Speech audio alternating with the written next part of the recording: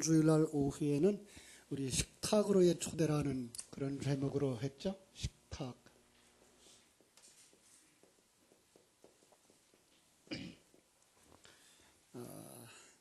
우리 주님의 살과 피를 우리에게 주시기 위해서 우리를 그곳으로 초대했다 그랬습니다. 초대교회가 기독교의 핍박을 받으면서 그 받았던 이유 중에 하나가 이것 때문에 우회였어요. 저들은 사람의 살을, 사람의 피를 마신다더라, 이런 오해를 했었어요. 한국에 기독교가 들어왔을 때도 그런 소리가 있었죠. 그래서 서양 사람들이 그 어린아이들을 잡아간다더라, 이런 얘기들이 있었어요. 천주교인들도 아주 오해를 많이 하는 것 가운데 하나가 이거죠. 천주교인들의 오해 가운데 이거, 신부가 빵과 잔을 들고 축사한 다음에 바로 나눠 먹으면 그들은 뭐예요? 그 받은 게 살이 되어지고 피가 되어진다고 생각을 했어요.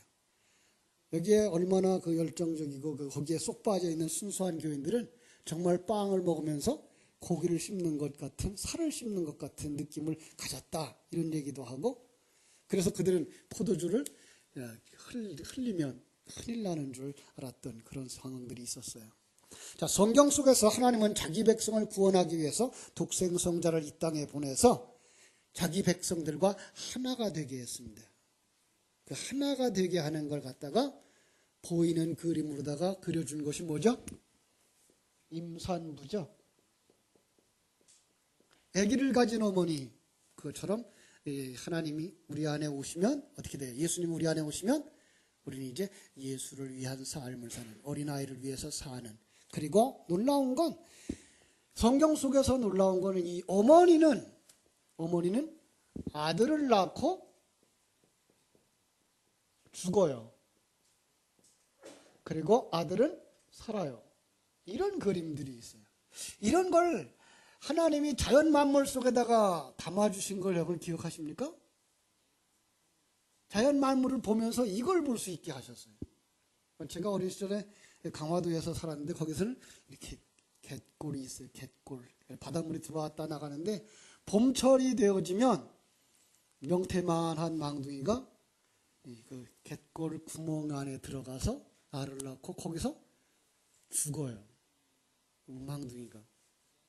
그런가 하면 요즘 텔레비전을 보니까 문어도 그러더라고요. 문어도 알을 낳고 나면 그 알을 곁에서 죽어요. 그래서 그 태어난 문어가, 새끼가 어미를 먹고 크는 이런 모습들을 보면서, 야, 하나님은 이런 것들을 이 세상의 진리 속에다 담아주셨구나라는 것 알 수가 있습니다. 그래서 성경 속에서는 이 이야기를 하나로 묶어서 뭐예요? 예수님의 살과 피를 주시는 건 뭘 얘기한다? 죽음이에요. 그죠? 그럼 예수의 죽음으로 말미암아서 그 다음에 누가 살아나요? 하나님의 백성들이 살아나는 거예요. 이걸 갖다가 거듭남, 이런 말을 쓰는 걸 우리가 볼 수가 있습니다. 그것이 성경 속에서 이제 성찬으로 그려졌고, 오병이어를 주시는 그림으로 그려졌고, 그리고 광야에서 만나를 주시는 그림과 반석을 쳐서 물을 주는 그런 그림으로 그려졌던 거예요. 자, 이제 우리는 이러한 이야기들을, 그건 이 세상에서도 하나님을 따라가면 하나님의 하늘에서도 양식을 내려서 먹여준다, 이렇게 믿지는 않죠. 그죠? 우리 이제 상당히 많이 발전을 했어요. 그죠? 그 이야기는 바로 우리 영적 생명을 주시기 위해서 성자 하나님이 죽으심과 부활하심, 진리의 공급이라는 것을 바로 우리는 식탁으로의 초대다라는 말로 지난 주일날 우리가 정리를 했습니다. 자, 그죠? 하나님은 이 땅의 모든 이들을 향해서 내게로 와서 먹으라, 내게로 와서 마시라 초대합니다. 그런데 다 먹고 다 마시는 거 아니에요. 요한복음 6장을 바탕으로 이야기를 한다면, 많은 사람들이 처음에는 자기의 필요를 구하기 위해서 와요. 자기의 필요가 뭐라고 표현되어져 있는가 하면 빵으로 되어 있어요. 그죠? 떡으로 되어져 있어요. 떡을 얻기 위해서 와요. 그런데 하나님은 그 처음에는 그들이 떡을 구하러 오면 그 떡을 주신다는 거예요. 예. 그죠? 예수님도 예수님 앞에 처음에 나왔을 때는 그들에게 배불리 먹도록 뭘 줘요? 오병이어로 빵과 물고기를 가지고 배불리 먹여 주셔요. 자, 주셨어요. 그래 놓고 말씀을 하셔요. 그죠? 너희가 썩어질 것을 구하지 말고 영생하는 것을 구하라 그래요. 그죠? 영생하는 양식? 그게 뭐예요? 예수의 살과 피, 또 다른 말로 말하면 진리. 예, 그렇습니다. 그래서 신앙생활을 처음 시작할 땐 이게가 주어져요. 여러분, 그래서 신앙생활 처음 시작할 때 기적을 많이 체험하죠. 예, 처음 예수 믿으면 기도의 응답도 일어나고 병도 낫고 문제도 해결되어져요. 근데 여기에 푹 빠진 사람들은 이게 문제가 심각한데 그걸 빠지지 않도록 하나님이 어떻게 해요? 그래서 강단을 목사들을 세워준 거예요. 그래서 강단에서 목사들을 통해서 계속 진리를 전하죠. 그래서 개척교회가 기적이 일어나요. 선교지에 기적이 일어나요. 처음 믿는 사람들 기적이 일어나요. 그런데 조금 자라가면서 어떻게 될까요? 하나님의 사랑이 식어져서가 아니라 그들 속에서 표적이 사라지기 시작합니다. 기적이 점점 사라지기 시작합니다. 처음 사랑이 식어졌다라고 그래서 열심히 내라고 이렇게 강조하는데 처음 사랑 식어진 거 아니고요. 믿음이 없었다고 그러는데 믿음이 없어서 그런 거 아니고요. 뭐 한 거예요? 하나님이 본래 여러분들을 데리고 가려고 하는 것이 이 땅에서의 먹고 사는 문제를 해결해 주시기 위해서가 아니라 하나님 나라에 하나님의 백성들로 만드시는 과정에 여러분을 인도하고 있었다는 걸 알게 하는 거죠. 그죠? 신앙생활을 20, 30년 한 사람의 신앙이 좋겠어요? 이제 막 예수 믿고 한 1년도 안 된 사람들의 믿음이 좋겠어요? 어떤 사람은 얼마 안 된 사람의 믿음이 좋다고 생각을 해요. 아니에요. 그 믿음은 어떤 믿음이에요? 그냥 종교적 열심과 자기의 것을 해결받고 문제를 해결하고 이것 구하는 열심은 있어요. 그것은 그러나 성경은 그걸 갖다가 믿음이 더 좋다라고 말하지는 않아요. 이제 신앙생활을 오래 하시는 분들은 하나님이 계신 것과 하나님이 천지 만물을 창조하신 것과 나를 섭리하시고 경륜하시는 것을 알면서 이 모든 것을 합력하여 선을 이루신다는 것을 이미 아는 거예요. 이걸 체득한 사람들 흔들림이 없어요. 그리고 그 배운 것이 지식이 되도록 하나님이 그들에게는 또 다른 시련과 시험의 단계로 이끌어가는 걸 볼 수가 있어요. 그러니까 이런 소리 하면 안 돼요. 아이고 믿음 하더니 어려운 일은 혼자 다 겪네. 그거는 잘못 본 거예요. 믿음이 있어서 어려운 일을 겪을 수 있는 거예요. 고린도서 10장 13절.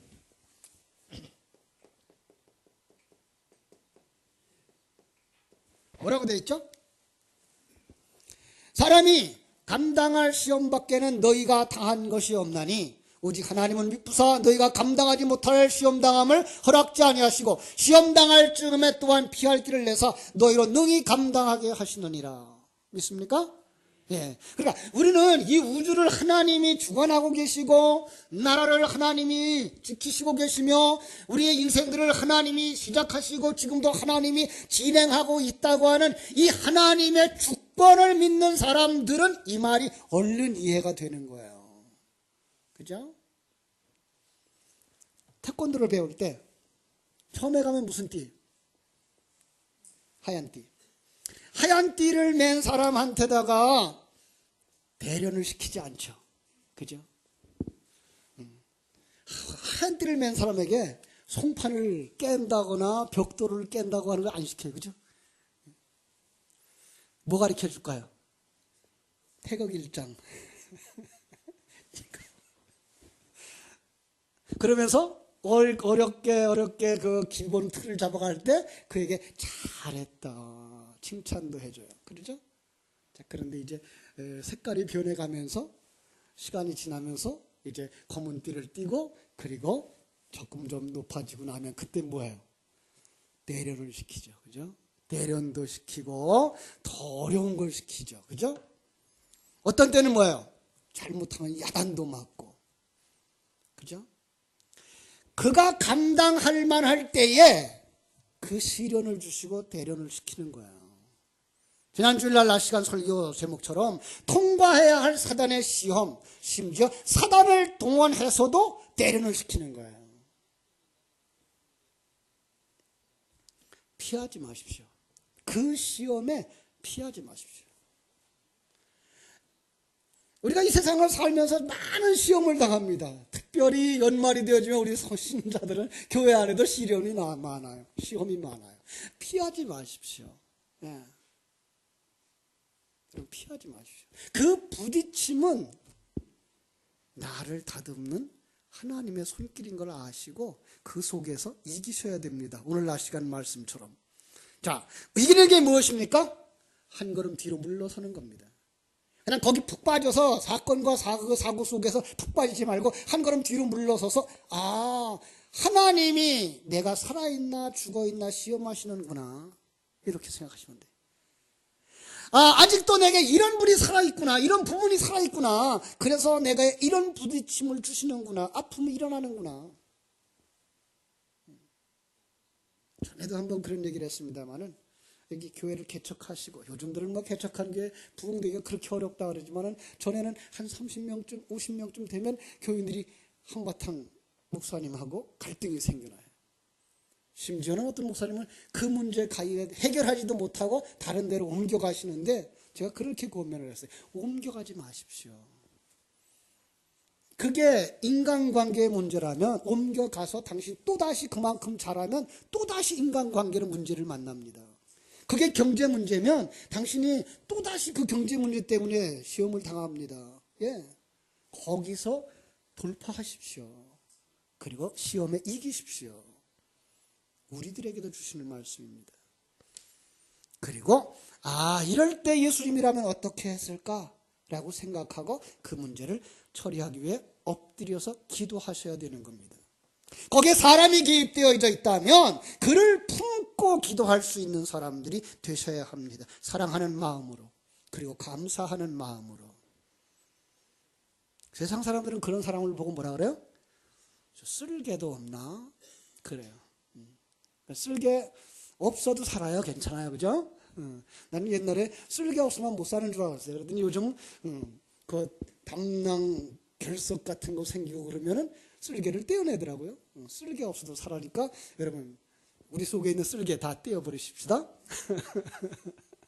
그리고 정말 자존심 내세우지 말고 하나님이 이렇게 나를 만들어 가시는구나 하는 자리까지 가시기를 주님의 이름으로 축원합니다. 그 사람 이렇게 찬송할 수 있죠. 내 안에 사는 이 예수 그리스도니 나에게 죽음도 유익함이라. 그죠? 죽는 것이 유익하다는 것을 아는 사람들, 바로 그가 거듭난 자인 줄로 믿습니다. 이것이 하나님의 생명을 가진 자의 태도, 열매, 행위인 것입니다. 그런데 이게 하루아침에 되어지는 것 아니에요. 자, 오늘도 그 본문은 우리를 그리로 인도하고 있습니다. 잘 보세요. 1절. 내 딸아, 내가 너를 위하여 안식할 곳을 구하여 너를 복되게 하여야 하지 않겠느냐? 자, 보세요. 루세게 너는 가서 너를 복되게 해줄 사람을 찾으라 라고 하지 않고, 내가 너를 위해 안식할 구하여 너를 복되게 해야겠구나.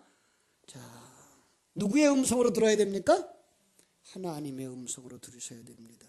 예. 하나님은 지금 이렇게 우리의 행복을 위해서, 영원한 행복을 위해서 주도 면밀한 계획을 가지고 계신 분입니다. 생각해 보십시다. 여기에 지금 룻이 누굽니까?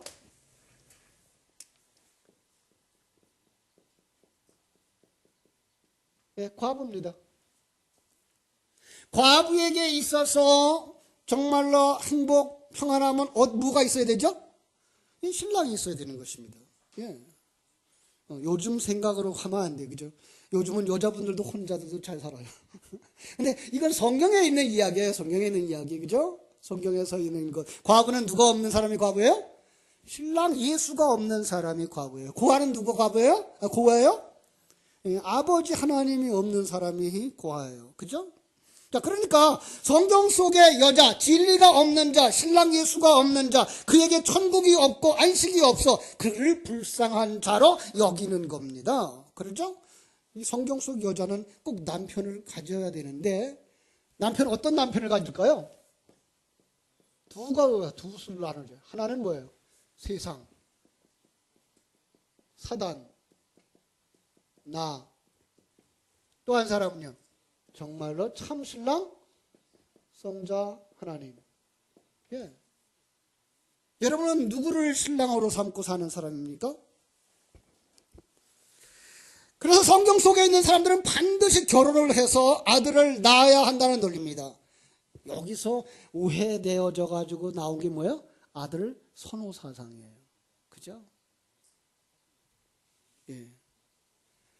그래서 우리 동양인이나 우리 한국 사람이나 특별히 이스라엘에서 아들들을 그렇게 선호하는 거예요.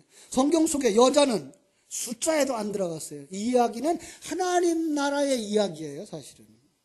하나님 나라에 씨가 없는 여자, 그건 숫자에도 안 들어가는 거예요. 하나님 백성 아닌 거예요. 이 세상에서 그렇다는 얘기 안 해요. 이 세상에서는 여자들이 소중하지요. 얼마나 소중한데, 그죠? 여러분들이 얼마나 소중한지 여러분 스스로를 아셔야 됩니다. 그래서 성경은 이렇게 말해요. 디모데전서 2장 15절. 쉽게 오해하는 사상들인데요.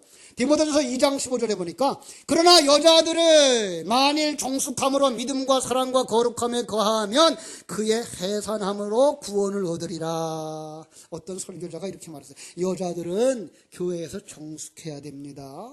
그래서 강단에도 올라오지 못했어요. 아니에요. 그 얘기 아니에요. 믿음과 사랑과 거룩함으로 거해야 합니다. 그렇지만 해산함으로 구원받습니다. 그래서 빨리 결혼해서 자식을 낳으십시오. 아들 낳지 못한 사람은 구원받지 못합니다. 그랬어요. 노인네가 그랬어요. 노인네. 그리고 옛날 어른들 다 그러고 살았나 봐요. 그죠? 여기 여자는 이 세상의 모든 사람들이에요. 왜? 그들은 하나님의 아들로 태어날 만한 진리, 그 씨앗을 가진 자 아니기 때문에 그래요. 지금 3장 1절이 그런 한 사람을 향한 하나님의 계획을 가지고 있다는 걸 가르쳐 주는 거예요.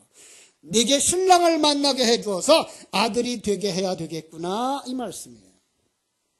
자, 3장부터 나오는 음성, 룻을 깨우쳐주는 성령의 역할로 나오고 있습니다. 2절부터 5절까지 나오미가 룻에게 안식할 곳을 마련해 주기 위해서 치밀한 계획을 세웁니다.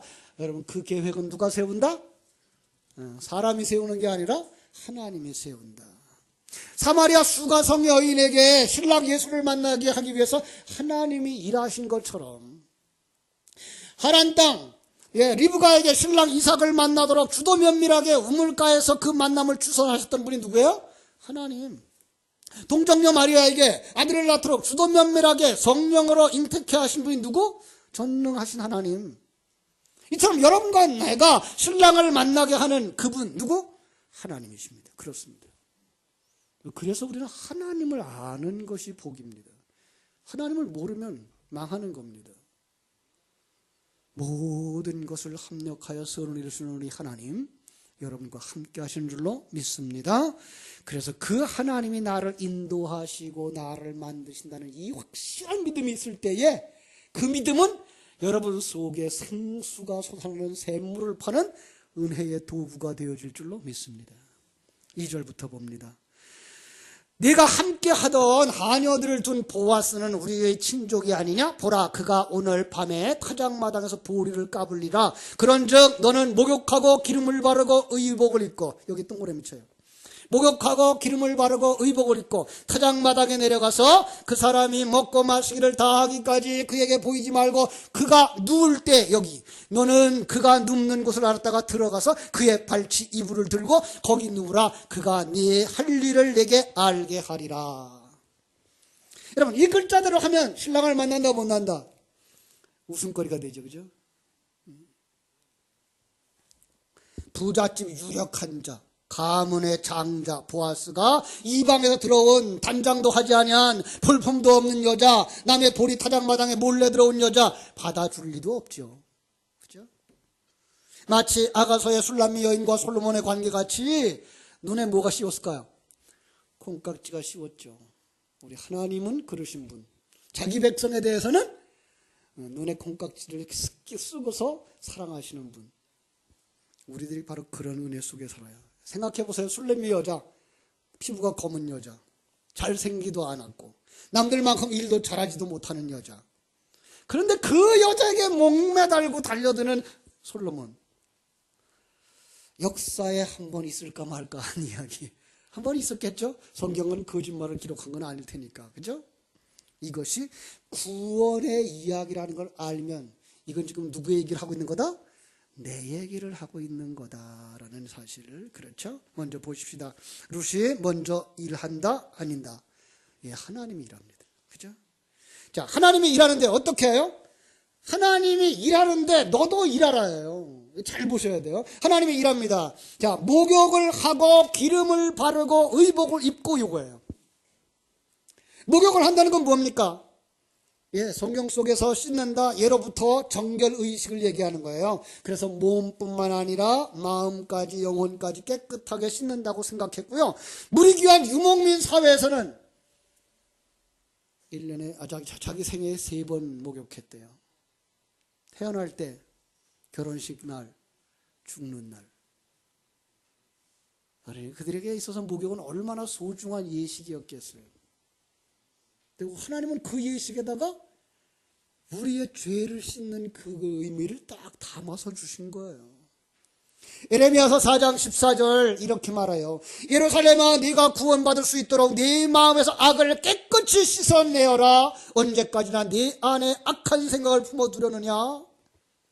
열왕기하 5장 14절에 보면 나만이 요단강에 가서, 그죠?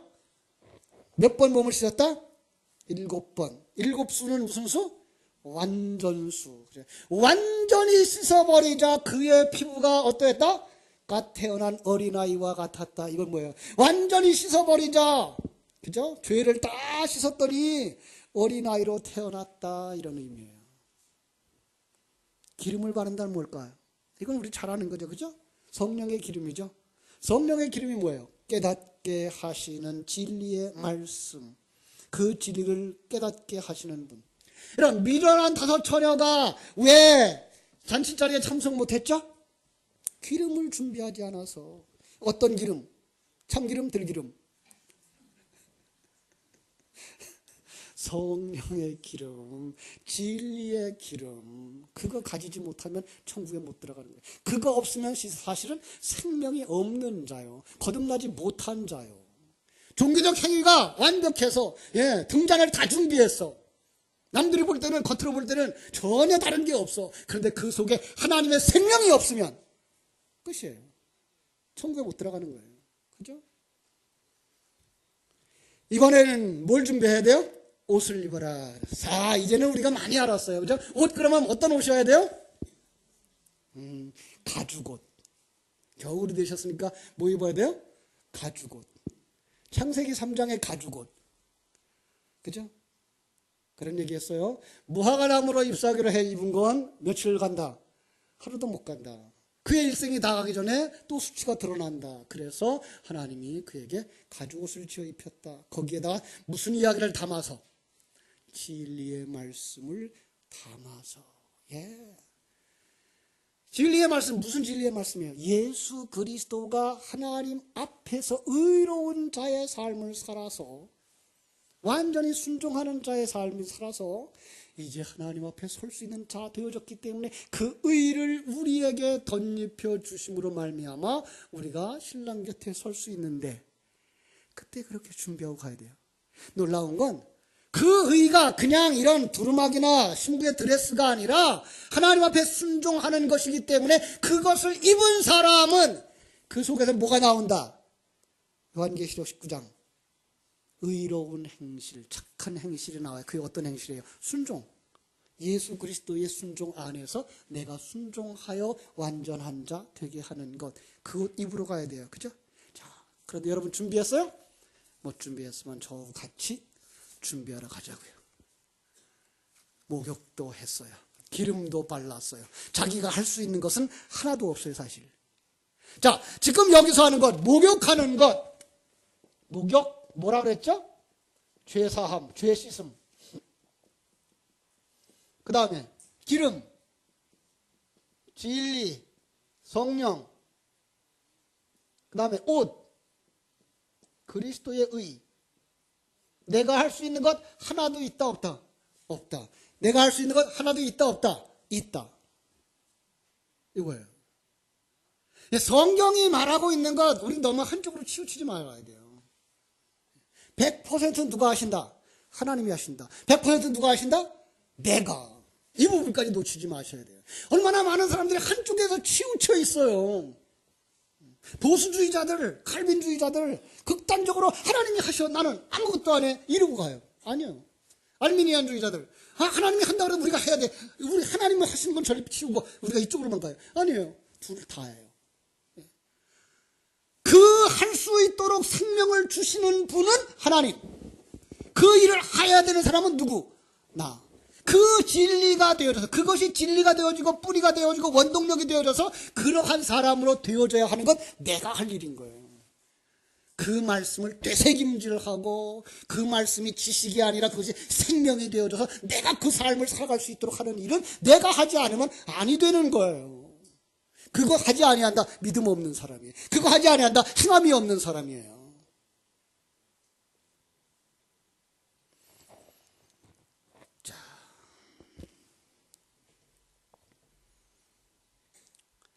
그런데 어떻게 그것을 내 것으로 삼아야 된다고요? 4절 가르쳐 줍니다. 그가 누울 때 너는 그가 눕는 곳을 알아다가 들어가서 그 발치 이불을 들고 거기 누우라. 그가 네 할 일을 네게 알게 하리라. 자, 룻은 이 가르침을 따라서 보아스가 있는 곳으로 가서 보아스가 그날 즐거움으로 먹고 마시고 그 잔치 타작마당에서 누워 있을 때 그 곁에 가만히 가서 눕는 거예요. 자, 이걸요 인륜 도덕으로 보면 안 돼요. 지금 룻기는 여러분과 나의 구원 문제예요. 그가 눕거든 무슨 뜻일까요? 그가 죽거든이에요. 잠들거든이에요. 성경 속에 잠드는 건 뭐예요? 죽음이에요. 하나님은 타락한 인간 자기 백성을 구원하기 위해서 독생성자를 이 땅에 보내셨는데 그분이 자기 백성을 품에 안으시고 죽어야 그 속에 누구도 죽어요? 나도 죽는 거예요. 그분이 거기서 죽으셔야 부활하시고 내가 죽어야 나도 부활하는 거예요. 예. 그래서 예수님이 죽는 거예요. 그리고 거기에서 나도 죽는 거예요. 그러자 잠에서 깨어난 보아스, 부활하신 주님이 뭐라 그래요? 네가 누구냐? 어디서 본 그림일까요? 창세기 2장 21절로 23절 제가 읽어드릴게요. 여호와 하나님이 아담이 깊이 잠들게 하시 잠들매 그가 그 갈빗대 하나를 취하고 살로 대신 채우시고 여호와 하나님이 아담에게 취하신 그 갈빗대로 여자를 만드시고 그를 아담에게로 이끌어오시니 아담이 이르되 이는 내 뼈 중에 뼈요 살 중에 살이라. 이것을 남자에게서 취하였은즉 여자라. 또 어디서 봤을까요? 요한복음 20장 예수님의 무덤가에 가서 무덤을 들여다보고 있는 무덤 그 죽음 속에 들어가 자기도 죽어 있는 그 마리아에게 다가오셔서 마리아야 부르신 그 음성 네가 누구냐? 감히 당신의 신부입니다 하지 못하고 뭐라 그래요? 당신의 여종입니다. 그리고 부탁합니다. 감히 아들이라고 할 수 없고 뭐라고 해야 된다고? 종으로 써주십시오. 그런데 아버지는 그에게 가락지도 끼워주고 옷도 입혀주고 그죠? 여기에 옷이 있는 거예요. 여기에 그 여인의 한마디가 있습니다. 당신의 옷자락을 펴서 당신의 여종을 덮어주소서. 옷 입혀주세요. 자기의 수치를 가려울 옷이 없어서 없다고 하는 사실을 아는 사람 그는 누구의 옷을 입어야 돼요? 보아스의 옷, 가알의 옷, 그리스도의 옷. 이것이 성도의 기도입니다. 그의 나라와 의를 구하는 것, 당신의 옷자락을 펴서 당신의 여종을 덮어주소서. 그것은 그냥 우리가 생각하는 드레스나 두루마기가 아닌 거예요. 그죠? 예수 그리스도 창세전에 성자 하나님이 우리 위하여서 우리를 품에 안으시고 죽으신 그 죽음의 은혜 깨달아 알게 하옵소서. 그죠? 보아스가 대답을 합니다. 내 딸아, 여호와께서 내게 복을 주시기를 원하노라. 내 딸아, 두려워 마라. 내가 내게 말대로 내게 항하리라. 하나님이 원하시는 것이기 때문에 뭐라 그래요? 응답하고 말고 더 좋은 거 줄게, 성령 부어줄게 말씀하시는 거예요. 너는 이미 하나님의 은혜를 받은 사람이잖아. 내가 안다. 네가 베푼 인애가 처음보다 나중에 더 할 거다. 지금까지도 그랬거니와 이후에는 더욱 하나님이 여러분에게 반드시 아들로 태어나게 해주실 줄로 믿습니다. 보아스가 룻에게 아들로 태어나게 해준 것처럼 우리는 그날을 바라보면서 오늘도 당신의 웃자락을 펴서 덮어주옵소서. 그리스도의 의 가운데 거하면서 순종하는 자로, 의로운 자로 완성되어지기를 소망하며 달려가는 복된 여러분 되시기를 주님의 이름으로 축원합니다. 기도하겠습니다.